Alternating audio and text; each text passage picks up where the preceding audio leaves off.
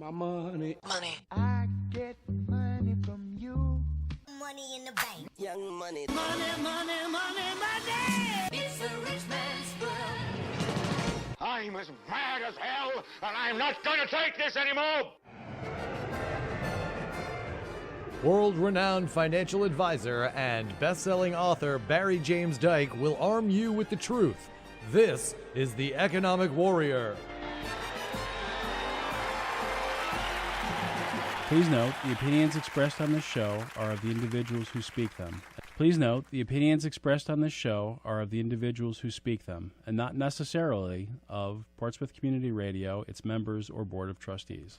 And good afternoon, everybody. It's September 12th, the day after September 11th of 2018. We have a great guest today, Ludo Phalippou from London. We're going to be talking about private equity and so forth. And you're one of the world's experts in private equity. So could you tell our audience a little bit about your background and how you became to be so well known in private equity? Lots of luck and weird things. So I grew up on a farm, a small farm in the middle of nowhere in France. Always been intrigued by economics and finance. Then I kept on studying, and then one thing after the other. At one point, I was doing my PhD at INSEAD, a business school based in France and Singapore. And then I had a teacher for one course, a visiting teacher, and the course he was teaching was private equity. That teacher was Steve Kaplan from University of Chicago. Yep. And then I had a classmate of mine, Oliver Gottschalk, who had worked in private equity. And when Steve Kaplan taught this course, it was the first time I was hearing about private equity. I found it a bit weird and very intriguing. And then Oliver Gottschalk, my classmate, then came to me and said, look, I have all this data in private equity. Nobody has data in private equity, and this is a hot topic, and we should write together a paper on this. And so this is how it started, and I knew nothing, and so Oliver told me the ropes, how it works in practice, and the more I studied it, the more I was intrigued, so I kept on studying and researching it, and I was lucky to have data early on, and this is how I guess I ended up in this position, because I was one of the first guys to get the data, and then I was one of the first guys also to show that a lot of the things that were taken as given common beliefs were more myths than truth. Ludo, I like your candidness. I like your book, by the way, and people can find out more about you by going to pelaybear.com. Am I correct? That's right. All right. So, but could you please tell our audience, I would say most 99% of people, even in finance, don't even know what a leverage buyout is. Could you please tell our audience what a leverage buyout is and a target company and limited partners and so forth? Yeah, I find that, so I've been trying to explain that for years, and in the book I opted for a real estate setting, because I find that it is what people, find most intuitive when we talk about a house or things like that. So you can do a leverage buyout of a house, and this is how it would work, and you can do the exact same thing with any company.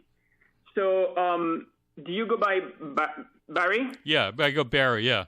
Barry. So Barry, imagine you walk in New York City, and there is a building that you like, and then that is for sale, and then you think, well, but I could make a combination of like office rentals out of this and residential space, and okay, so I want to buy this building, but I have no money, and this building is there for for sale for like $100 million.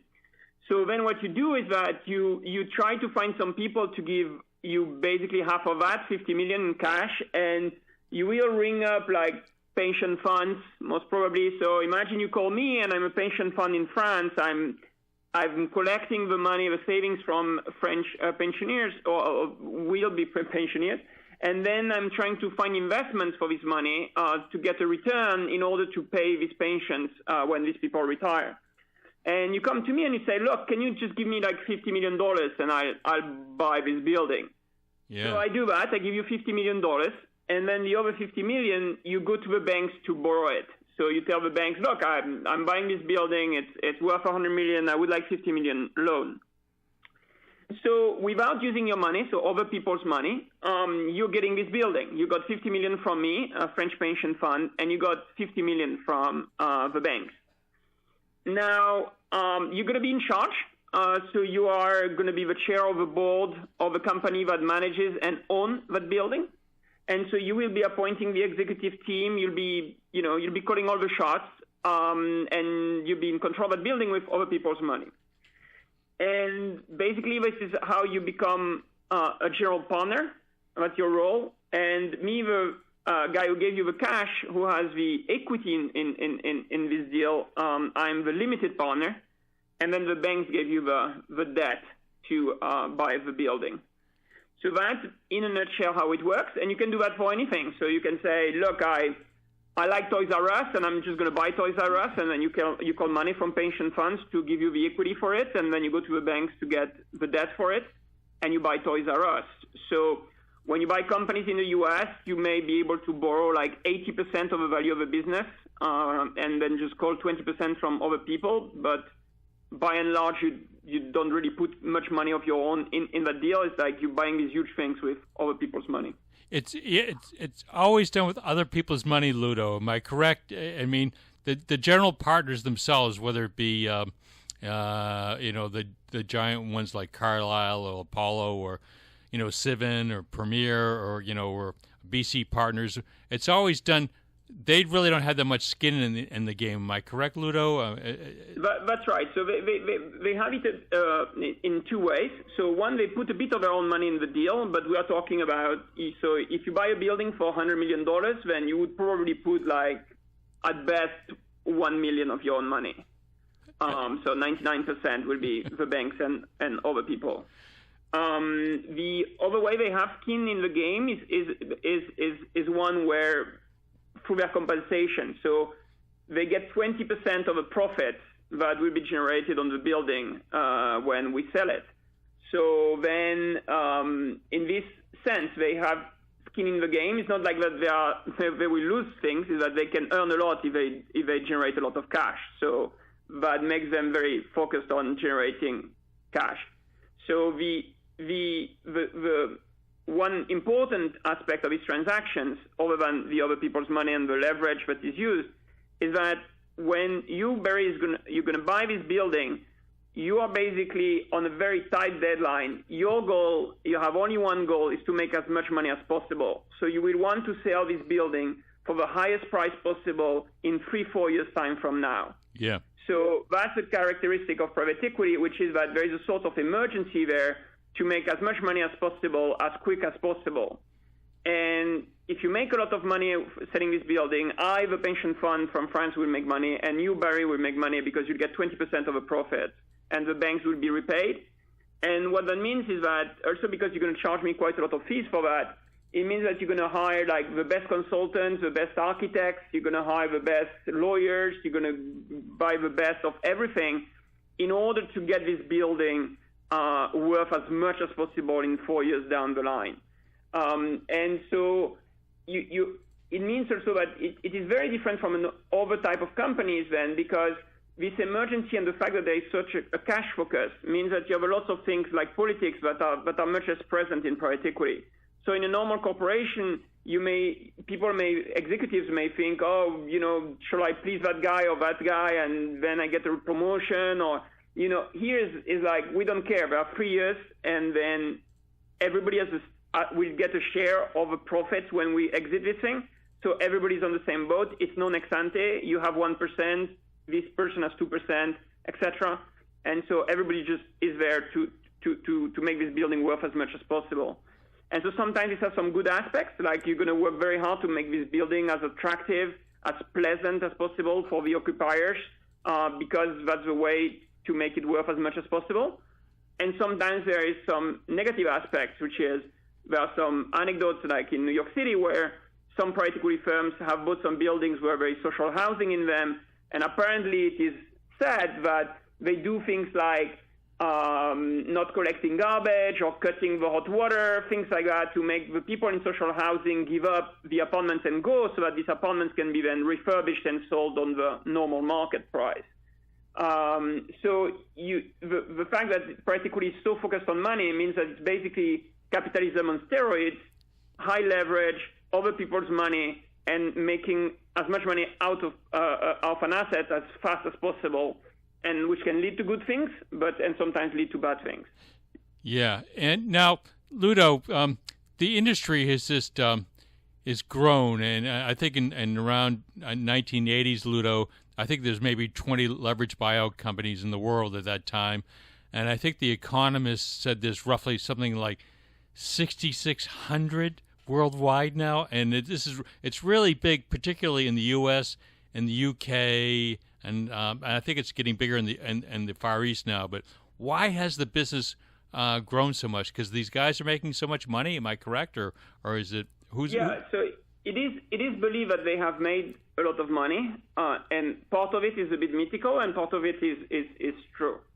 So it's a bit of a complex topic. So if we focus on there are some other advantages of private equity, like the fact that the values of the assets are not marked to market, so things are smoother, and so that there's other side effects that people like with investing in private equity.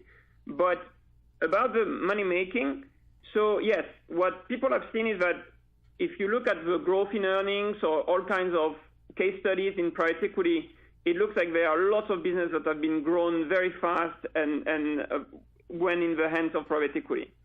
Now, there are two things to do there before one can conclude. One needs to be very careful about inorganic growth. So private equity buys a lot of businesses and then externally finance the acquisition of additional businesses which they merge with the first business.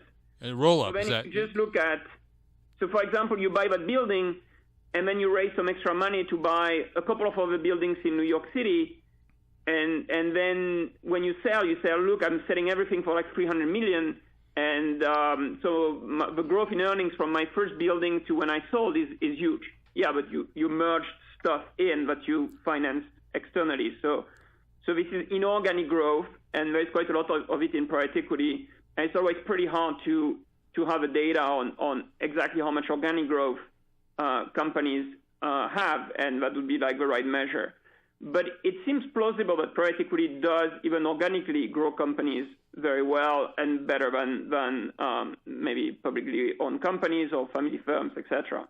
So this is plausible, and there are tons of anecdotes in that direction. Yeah. Now, the problem is, an issue is that they also charge huge fees. Yeah. So private equity funds is the highest charging funds you can think of. So I have estimated the total amount of fees charged by a fund to something like 700 basis points for the average fund. Yeah. So we are way beyond even what a hedge fund would charge, or what a mutual fund would charge, and what Vanguard would charge. So Ludo, excuse me. A lot of fees. You said, Ludo, repeat that. You said all in the average private equity firm is charging 700 basis points, which is roughly 7%. Did I hear that correctly? You're the guy that does the numbers. Yeah. Wow. Okay, I didn't know it was that high. Okay, is that with the carried interest? It's a magnificent number, and so estimates vary between like 600 and 700 basis points. We are quite sure about that number. So the first time when I estimated it, people accused me that I was crazy, and since then, 10 years ago. Since then, everybody's confirming that the number is roughly in that ballpark. So that's the kind of number we are talking about. And so what that means is that even if they generate a lot of money out of the assets they are running, they are taking so much fees that, then the big question is there anything left for the pension funds who invested in these funds? And there, the answer is a bit more mixed. So it's not a catastrophe, that's for sure. The performance is decent.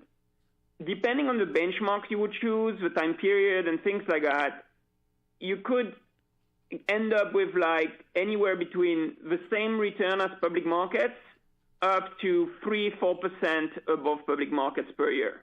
So that's the ballpark of their returns when you do the maths correctly, but you can play with the benchmark and a number of other things. So you would end up between matching public markets up to 4% more.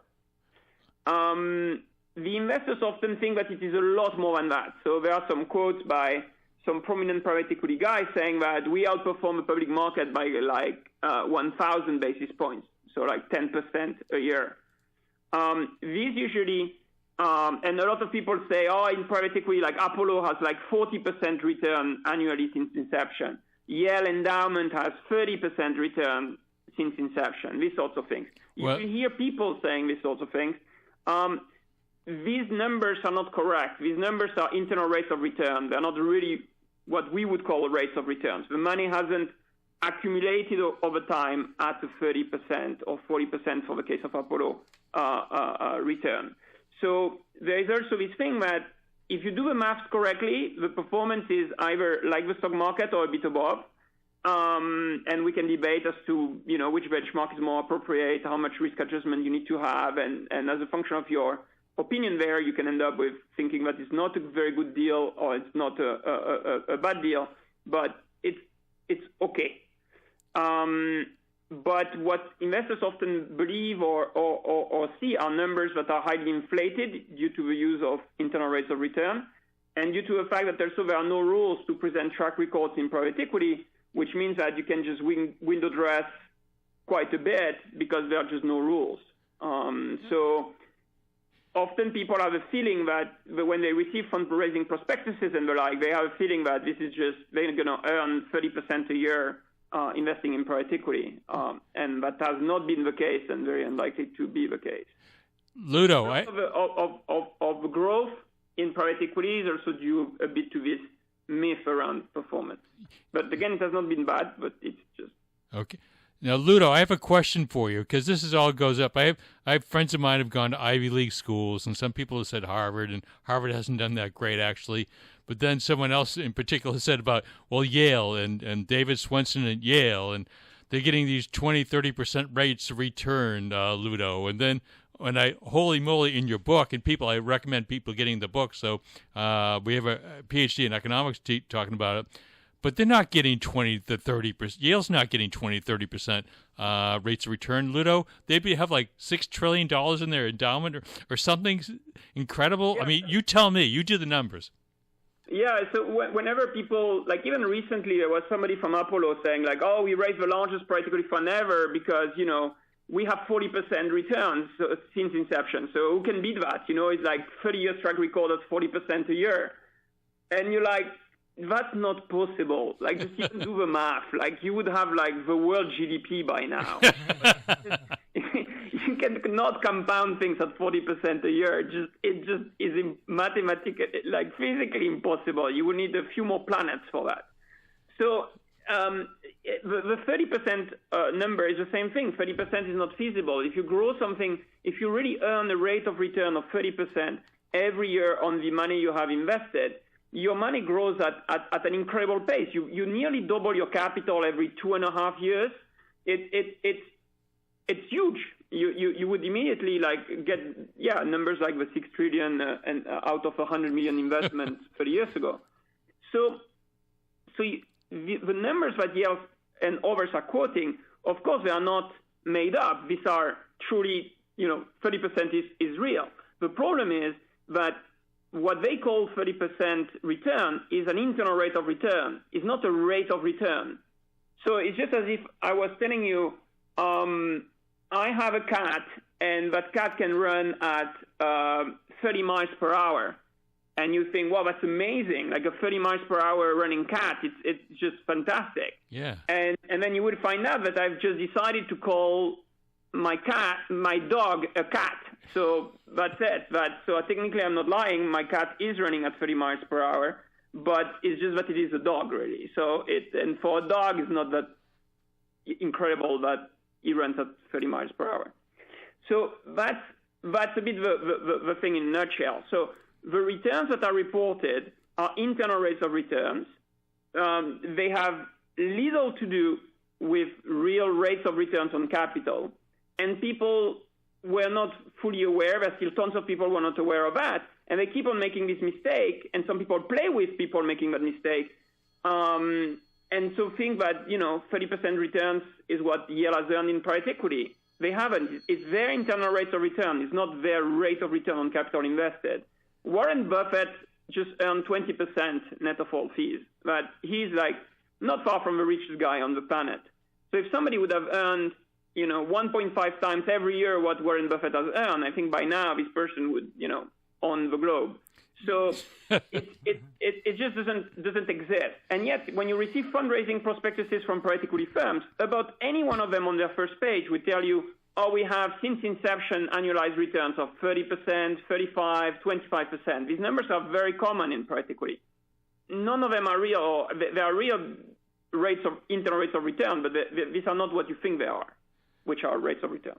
Are you the only guy who's really now this information, Ludo? Are you one of the only guys who's really questioned this? Because on a personal experience, because I was with a friend and they said, "Well, Yale gets this rates of return." Are you the only one who's kind of cracked the code on this in the U.S.? Yeah, on Yale endowment, I am. Yeah, so nobody has ever done that. For Yale, I wrote a paper about it 7 years ago.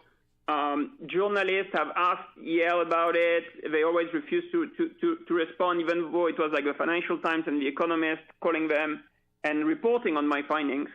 And at the time, it was not written it was an internal rate of return. I just said, look, the number in Yale endowment reports never changes from one year to the other and doesn't exactly add up. So it's got to be an internal rate of return. They don't say so, but it's got to be that. And I wrote that, well, we would know if they separate buyout from venture capital, that will, for some technical reason, that will reveal that it's an internal rate of return because the buyout return will become normal and the venture capital return of Yale will become really abnormal, like a really stupid number. If they don't report private equity altogether and they separate buyout and venture capital. And then we will know really what Yale has done if they report a so-called money multiple, which is simply how much money did you get back from private equity compared to how much you gave them. And that number was never reported by Yale. So they kept on getting pressure from all kinds of people following my paper. And it may be causal or not, but 2 years ago, Yale finally separated buyout and venture capital returns in their report, but they kept reporting internal rates of return. And what happened is exactly what I had predicted. The buyout investments from Yale Endowment, which is a very large stake of what they invest in private equity, is between 12 and 15% annual return. So it was 15 the first year they released it. This year it was 12. So here is exactly what I was saying, that if they separate out buyout from venture capital, we will see a much more normal number for buyout. And indeed, the number this year in the annual report was 12% a year for buyout, which is basically what indeed the average buyout firm has returned. But in venture capital, they reported 100% return, like 93% exactly. And so some journalists wrote front page stories saying, my God, Yale earned 93% return a year in venture capital. That's just not possible. Even you can do the math. Imagine doubling your capital every year. After 30 years of this, again, you need a few planets for that. Okay, so Ludo, I know so you're a Frenchman. So my question is, but private equity and leveraged buyout business, and I'm not familiar with the tax code in the UK, but don't both these businesses survive off of taxpayers because of massive use of debt and the favorable treatment of carried interest and so forth? It's almost like a Marx thing, whereas capital is more invaluable than labor. Am I correct that the business has really thrived because of the use of debt? And hasn't that really kind of made an additional kind of problem? Because I've been looking in Europe and the U.S. that the massive use of corporate debt now is almost surpassed subprime. And so what are your thoughts on the private equity industry being subsidized by the tax breaks? Yeah, so that's a very good argument. It has been made at the birth of the industry in the 80s already, and it has been an ongoing debate. I think so. To go back to the basics, so the governments about everywhere in the world have decided that interest expenses on debt would be tax deductible. Okay, and that's strange. Because the payment on the debt, on the debt, which is that $50 million that the bank gave to buy this building, we said earlier, why would this interest payment would be any different from the payment that I, as an equity holder, receive from my dividend. Yeah. So why is it that the debt holder interest payments are tax deductible and what I pay to the equity guy is not tax deductible? So that's not very natural. And what that means is that all the governments are subsidizing the use of debt. And that's like that in any country. And that's very strange. And it's not just strange, it's actually a bit worrying because there has been a number of studies by now, a lot of evidence that most of financial crises happen because of a huge amount of debt that has been built up somewhere. At one point, people cannot repay, and then it creates a financial crisis. So we have examples after examples of that. It seems like it's always the over-leveraging that creates problems. So the governments are subsidizing debt, and that's therefore, not very smart, apparently.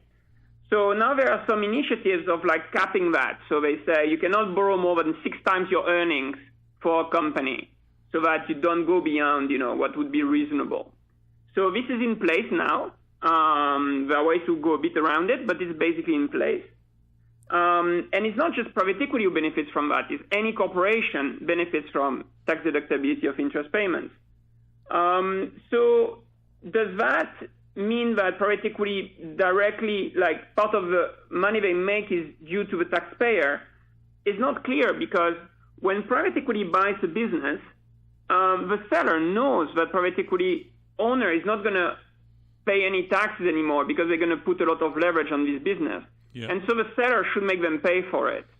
And there is some evidence that, for example, when you take a company out of a public stock exchange and it's a private equity guy buying it, the premium that they have to pay is a function of how much tax savings they're going to make on the business, which then goes to this support this hypothesis that maybe the seller is actually the one who makes the profits here, because the seller say, okay, I know you're a private equity guy, you're going to leverage this to the sky, you're not going to pay corporate taxes anymore, so your tax saving is going to be, let's say, 10 million of value, and therefore this business is you're going to pay 10 million more for it.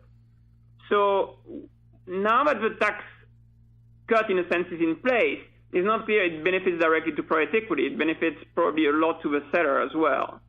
So that's, and importantly, it's not just private equity who benefits from that. Any company benefits from this tax deductibility, and you have all the reasons in the world to think that not only they are weird, but they are also potentially quite dangerous.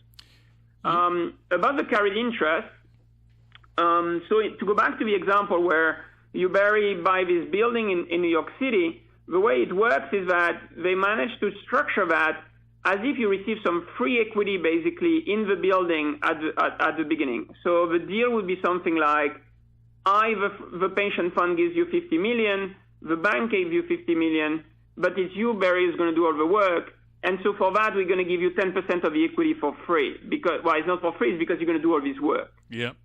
And so then when we sell the building, then you have 10% of the equity. So you go to the tax guy and say, look, that's a capital gain because that's equity, and I'm just selling here some equity. So I should be taxed at 15 or 20% because that's a capital gain. And so that's quite controversial. I find it hard to accept that argument.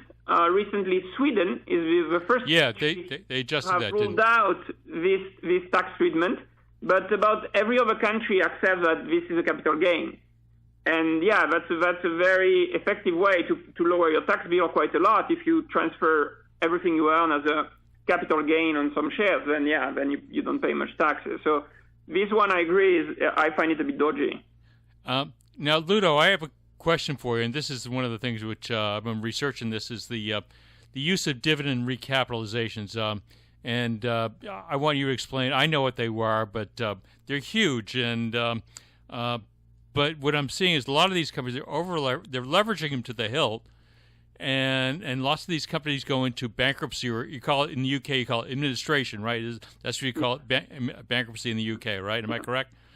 Yeah. And I just find it incredible in that I guess there was one company, Phones for You, which is a big mobile phone company in the UK. I think it was owned by Providence Equity Partners or one of those, and they did a big dividend recapitalization, and then they went into administration, and sometimes just give us a couple examples, or like Gala Corral. I mean, that was a huge casino company done by Sivin and Candover and Premier, and they went into administration.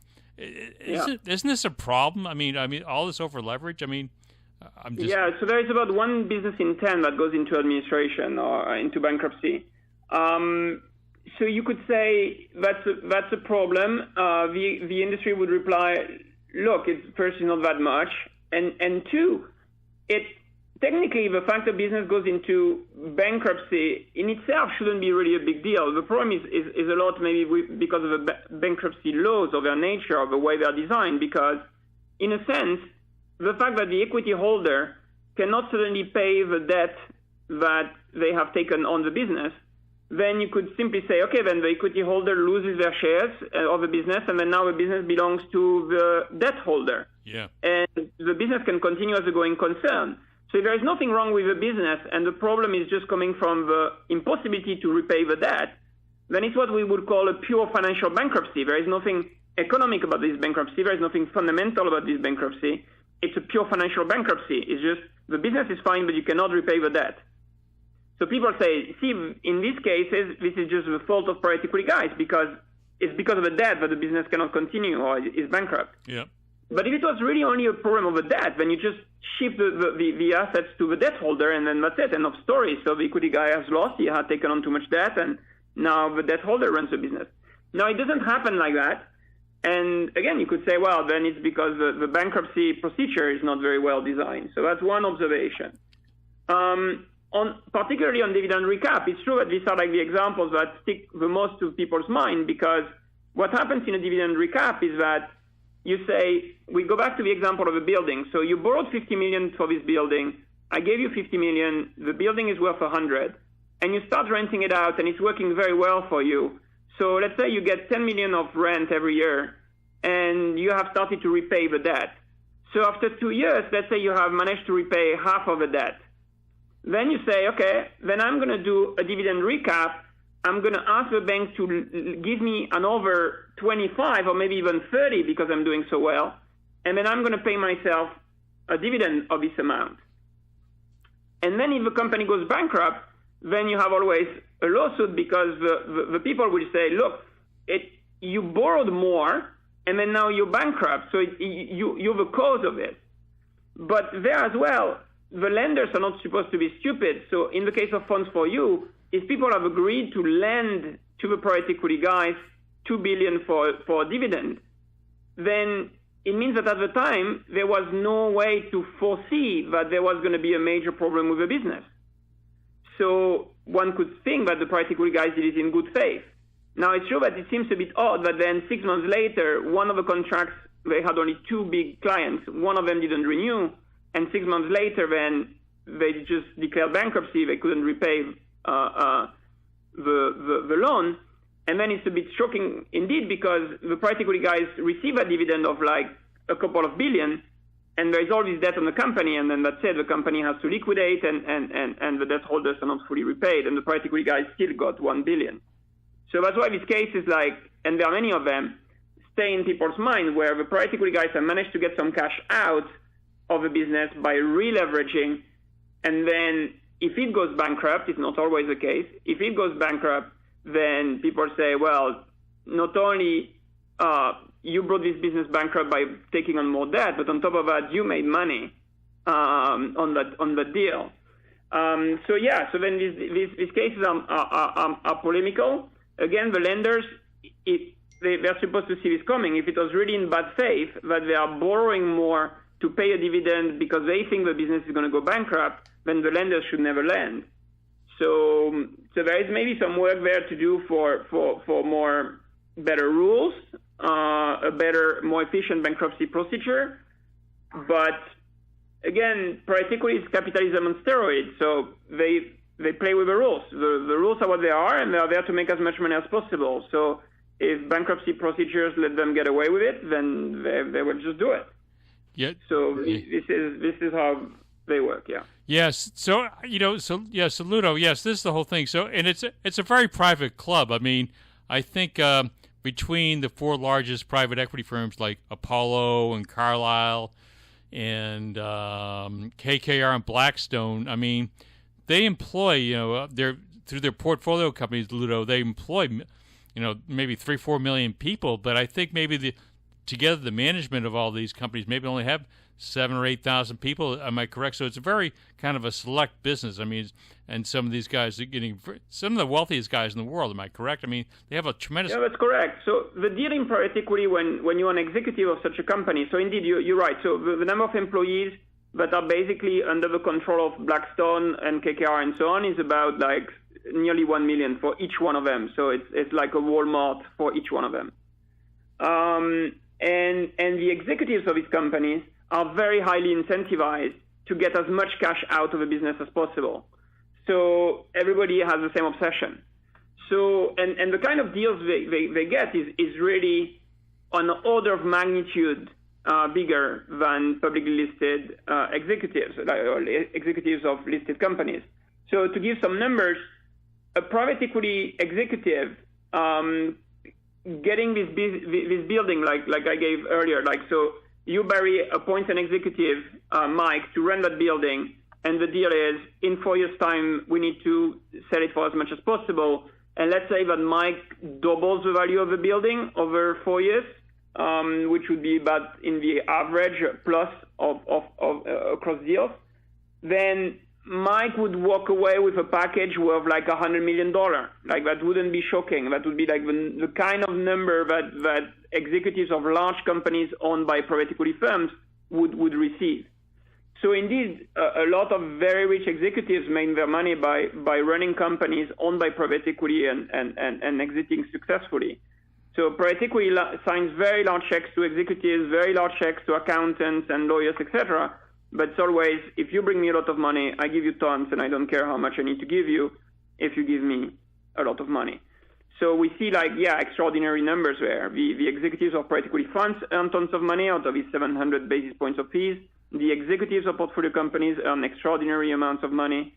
Again, like $100 million package over a 4 years period for private equity executives is not something that extraordinary. No, I mean, Schwartzman alone, I think, made, was it 2017 or 16, I forget what year, Steve Schwartzman ran Blackstone. He made like $800 million.